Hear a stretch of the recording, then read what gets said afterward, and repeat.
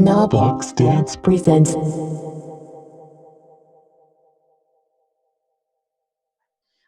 I was very thankful and grateful that I was dancing on a sprung floor. That's something that's very important to me is we need to understand where we're dancing and that flooring can really cause a lifelong injury. Even for the professional dancers, Mm-hmm. they explain they're Dancing not on dancing on cement or dancing on cement. That's yeah. the number one thing that people in LA say is that's where they're rehearsing at. But you wouldn't tell a football player to go rehearse in something like that, or a basketball player. The basketball players, they have like a whole allegiance just for the flooring of making sure that it's taken care of for them to be able to have that shock resistance in there. So Casey, she's the founder of DePaola, and they have shocks that if you don't have a sprung floor, or even if you have a sprung floor, it actually has padding in the front of the ball and even the back, and it actually like tightens around the ankle, so it has like stability. So my son actually dances, Cool. and when we're not dancing on sprung floors, or even if he is, he wears them and swears by them. Is this a shoe? So really, I'm not familiar. it's a sock. Yeah, it's a sock, but it's called a shock. Yeah. So cool. And they have like different. Yeah, you have to definitely check it out. Yes. So and it helps even on every day if you're working out or whatever it may be. It helps with that shock absorption. So it really helps with your ankles and your knees. Yeah, they're pretty amazing. That's awesome. Yeah. Thanks for sharing. I'm all about that preventative measure. Absolutely. And that's definitely something that you can do on your own, because sometimes people don't want to leave their studios because they don't have a sprung floor. Mm-hmm.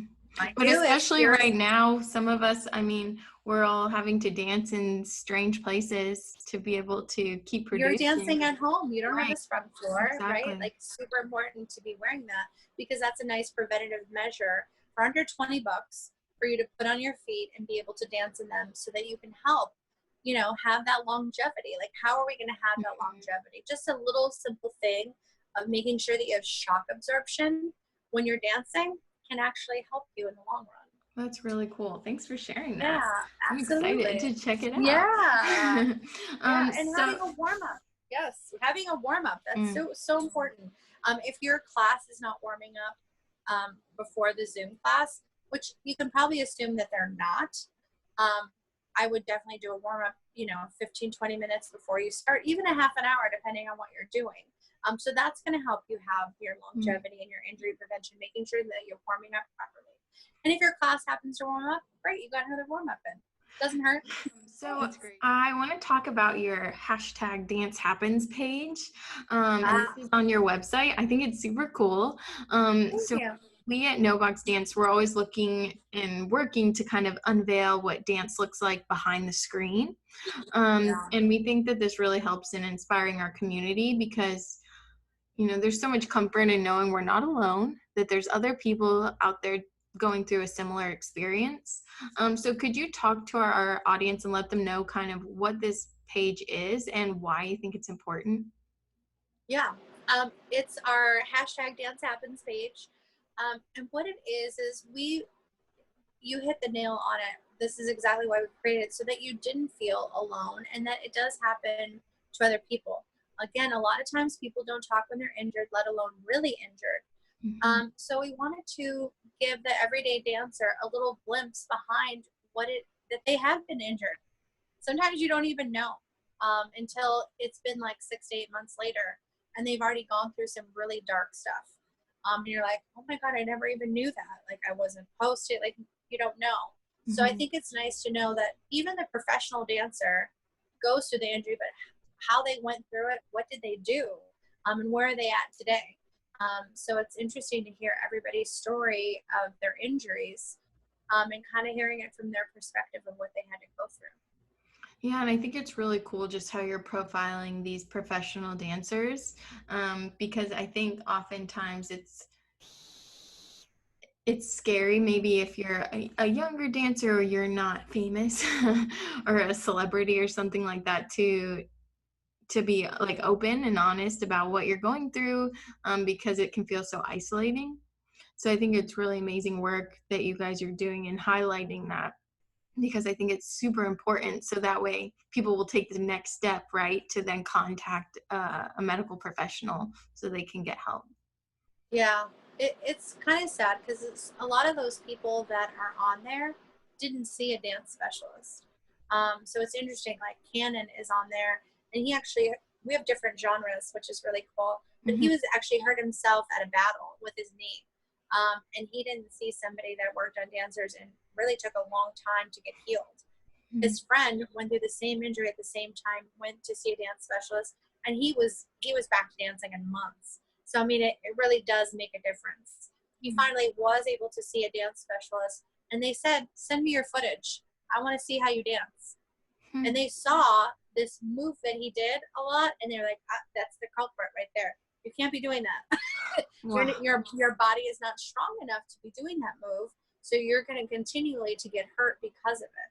So, I mean, like stuff like that, that's why it's a dance specialist. Because if you were to show my doctor, who's like 75 years old, some of these things, he'd be like, what is that? What are you doing? You know, like he wouldn't have any idea. But you show it to somebody who gets it, and they're like, okay, I can see it right there. So your work is just so important. I'm so thankful that you created this platform, because I think if those of you listening, if you've learned anything from this episode, it's to contact a dance specialist. Go on their website and contact them, because it seems as if you contact somebody who really can understand where you're coming from, that they can help you to recover so much more quickly. So thank you for doing that hard work and collecting all of these dance specialists to put in one place for us. It is my pleasure. To be honest, I love doing the interviews because they are so passionate about the community, about helping them, that they want to be a part of Doctors for Dancers and being on that directory so that they can help other dancers. And that I love talking to people because they're so passionate and so much heart.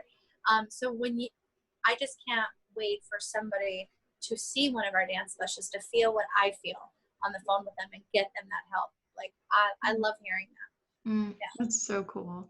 Yeah. So before we go into our last segment of our show, I wanted to ask you, how do you say no to the box? Good question. It's very interesting to say no to the box because everybody wants to put us in a box, especially as dancers. Sometimes, you don't have that freedom to express yourself, especially like in ballet, like it's very rigid. So to say no to the box, I think that it just comes from passion and love and caring for the community, that we need to create something that's different. And it's easy, but it's hard to say no to somebody that wants to be a part of Doctors for Dancers, and they don't have the dance background, but we have to say no. We have to say no to that box because we are different. They're like, well, we had one gentleman just recently tell us, well, do you want somebody who knows what they're doing, or do you want somebody that understands dancers? And I said, we want both. We want both, hands down. And that's what we want dancers to have for themselves, is both. They deserve that not traditional, medical care that we've always been through, and going through that box, Thanks for taking your time to tune into Dance Behind the Screen, a bi-monthly interview series where we go behind the screen to question process, product, and social media. Be sure to follow us on social media at KNOW Box Dance. See you next time, and don't forget to say no to the box.